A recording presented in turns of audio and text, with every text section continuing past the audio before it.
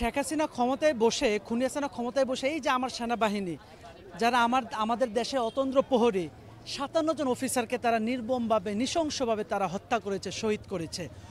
এই মানবিক দৃষ্টিকোণ থেকেও তো আপনার সেনাবাহিনীর উচিত আমাদের সাথে সহযোগী হয়ে এই ধানমন্ডি ৩২কে ভাঙ্গায় সামিল হওয়া, কিন্তু সেনাবাহিনী সেটা করছে না। তারা সেটা করবেই বা কেন?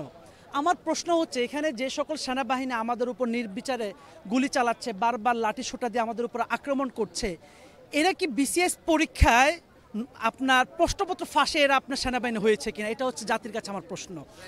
এটা এইরকম যদি না হতো, এরা যদি প্রকৃত দেশপ্রেমিক হতো তাহলে আমাদের যে কাতারে এই কাতারে তারা আসতো, আমাদেরকে সহযোগিতা করতো।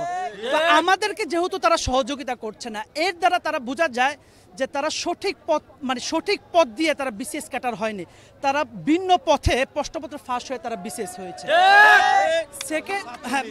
বিসিএস হয়ে সেকেন্ড বিষয়টা হচ্ছে, দেখেন যে খুনি হাসিনা আমাদেরকে নির্মমভাবে শেষ করলো, আমাদের প্রত্যেকটা খাত, শিক্ষা খাত থেকে শুরু করে ব্যবসায়িক খাত বলে অর্থনৈতিক, রাজনৈতিক প্রত্যেকটা সেকশনে সে আমাদেরকে একেবারে মাটির সাথে ধূলিসাৎ করে দিল, আমাদেরকে 100 বছর পিছিয়ে দিল।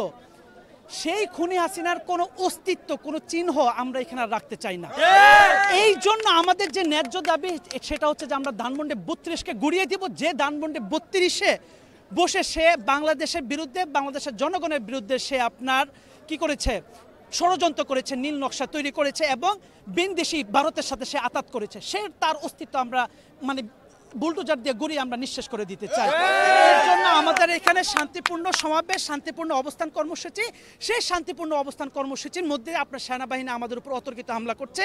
এটা তাদের জন্য পুলিশ বাহিনী বলে, সেনাবাহিনী বলে, আইন শৃঙ্খলা বাহিনী বলে, আপনি আমার টাকা খান, আমার কর দিয়ে, আমার ট্যাক্সের টাকা দিয়ে আপনার পেট চলে, আপনি আপনার পরিবারকে পরিচালনা করেন, তো সেটা দিয়ে আপনি কিভাবে আমার বুকের উপর গুলি চালান? আপনি